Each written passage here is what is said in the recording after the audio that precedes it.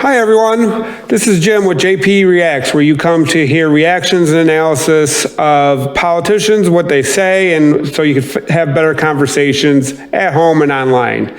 Today we're going to do the last part of the video. It's part 6 of the last presidential debate that we've been reviewing over the last couple of videos. Hopefully you enjoy it and you can have a better conversations like we were talking about. Let's see what the first topic is.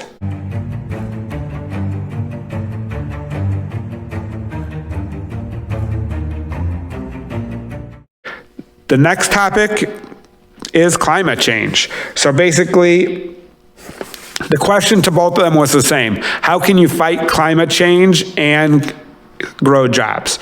So let's see what President Trump had to say first.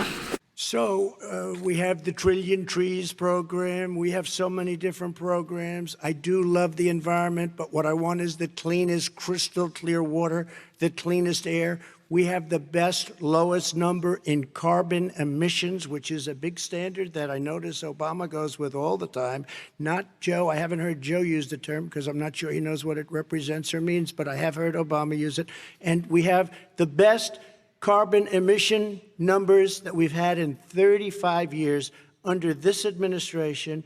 We are working so well with industry, but here's what we can't do. Look at China, how filthy it is. Look at Russia. Look at India. It's filthy. The air is filthy. The Paris Accord, I took us out because we were going to have to spend trillions of dollars, and we were treated very unfairly. When they put us in there, they did us a great disservice. They were going to take away our businesses. I will not sacrifice tens of millions of jobs, thousands and thousands of companies because of the Paris Accord. It was so unfair. China doesn't kick in until 2030. Russia goes back to a low standard, and we kicked in right away. It would have destroyed our businesses. So, you ready? We have done an incredible job environmentally. We have the cleanest air, the cleanest water, and the best carbon emission standards that we've seen in many, many years. So President Trump was referring to his work on regulations, and he talked about clean air, clean water. Ironically, his administration has been rolling back regulations on clean air and clean water. Specifically, there was an incident in West Virginia where they rolled back a specific regulation about where coal mines can dump their waste into fresh water. So I'm not really sure what he was referring to, but generally he didn't really have a plan on how to fight climate change and also grow jobs. He really just focused on his past results on that. So let's see what the Vice President has to say about this. Vice President Biden. We haven't destroyed our industries. Vice President Biden, 2 minutes to you, uninterrupted. Climate change and climate warming, global warming, is an existential threat to humanity. We have a moral obligation to deal with it. And we're told by all the leading scientists in the world we don't have much time. We're going to pass the point of no return within the next 8 to 10 years. 4 more years of this man eliminating all the regulations that were put in by us to clean up the climate, to limit emissions, will put us in a position where we're going to be in real trouble. Here's where we have a great opportunity. I was able to get both all the environmental organizations as well as labor, the people worried about jobs, to support my climate plan. Because what it does, it will create millions of new good-paying jobs. We're going to invest in, for example, 50,000 charging stations on our highways so that we can own the electric car market of the future. In the meantime, China is doing that. We're going to be in a position where we're going to see to it that we're going to take 4 million existing buildings and 2 million existing homes and retrofit them so they don't leak as much energy, saving hundreds of millions of barrels of oil in the process and creating significant number of jobs. And by the way, the whole idea of what this is all going to do, it's going to create millions of jobs, and it's going to clean the environment. Our health and our jobs are at stake. That's what's happening. And right now, by the way, Wall Street firms indicated that my plan will in fact create 18.6 million jobs, 7 million more than his. This is from Wall Street. And I'll create $1 trillion more in economic growth than his proposal does. Not on climate, just on the economy. President. He says that, so the vice president said that climate change is a threat to the country and to the world, and it is. That's agreed upon from, I think, 97% of scientists. That is the consensus. So basically, his plan is to invest in renewable energy, specifically charging stations, solar and wind, and then retrofitting homes and businesses so they leak fewer energy, so they become more energy efficient. So again, investing in the new wave of jobs will not only help battle climate change, but also create brand new jobs in the United States. So that was his plan when it comes to climate change.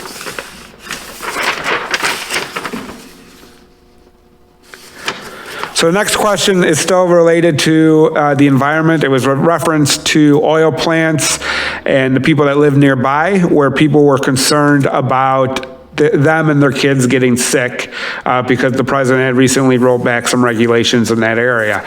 So let's see what President Trump had to say about this.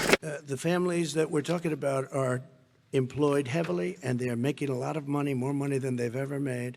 If you look at the kind of numbers that we produce for Hispanic, for Black, for Asian, it's 9 times greater, the percentage gain, than it was in 3 years, than it was under 8 years of the 2 of them, to put it nicely.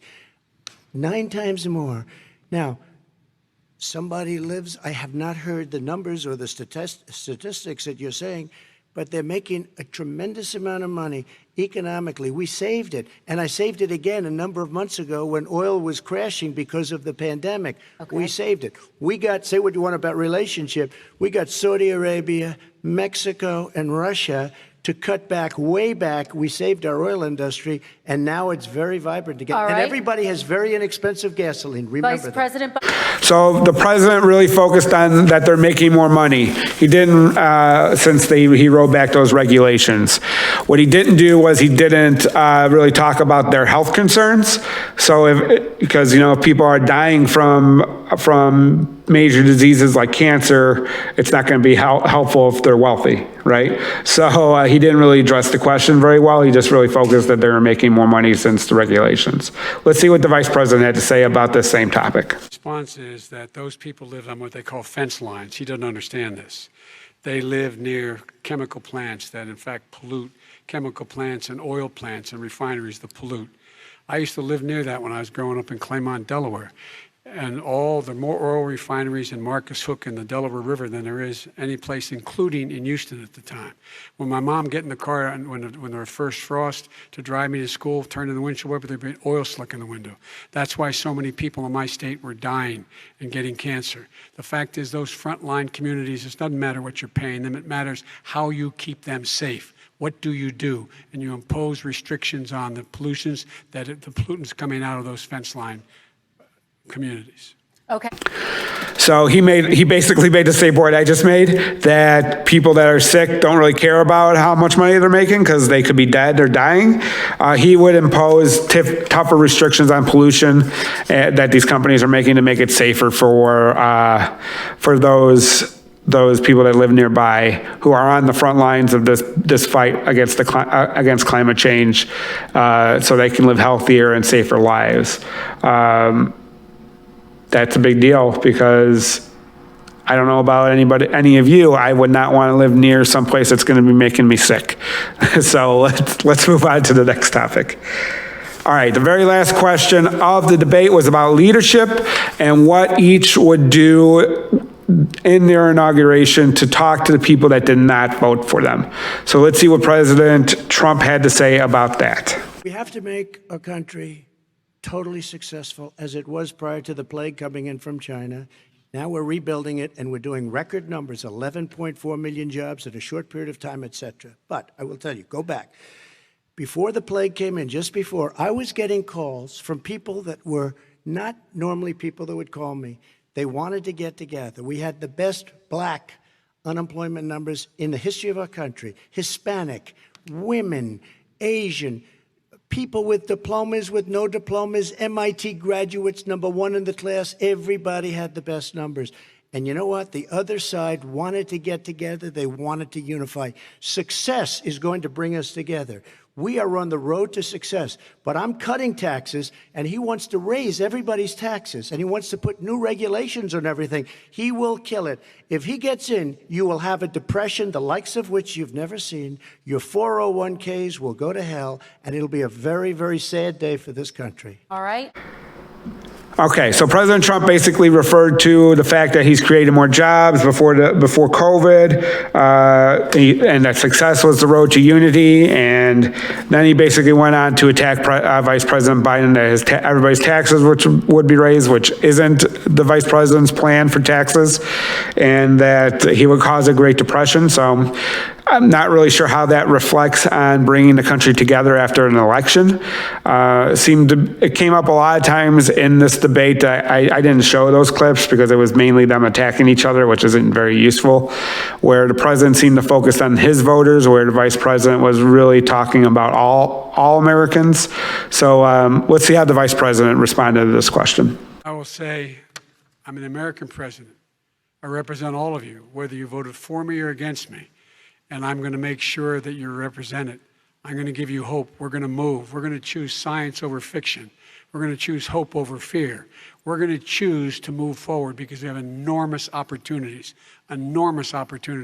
to make things better. We can grow this economy. We can deal with the systemic racism. And at the same time, we can make sure that our economy is being run and moved and motivated by clean energy, creating millions of new jobs. And that's the fact. That's what we're going to do. And I'm going to say, as I said at the beginning, what is on the ballot here is the character of this country. Decency, honor, respect, treating people with dignity, making sure that everyone has an even chance. And I'm going to make sure you get that. You haven't been getting it the last 4 years. All right. Okay, so like I said, the vice president was basically made the same statement. He would talk about how we were all one people, move forward past the division, and really try to grow the economy and help face racism head on, and really bring the country back together. So that's what his plan would be, to try to reach out to those Trump voters. And that wraps up the videos for the debate. I'm glad you stuck around for all six parts. Hopefully this was useful to you and you were able to get a lot out of it. If so, hit the like button. Obviously, hopefully you subscribed already since you've seen all 6. And then tell me down below what you thought of the series, or if I got something wrong or something right. But until I see you again next time, we'll see you around the internet. Bye.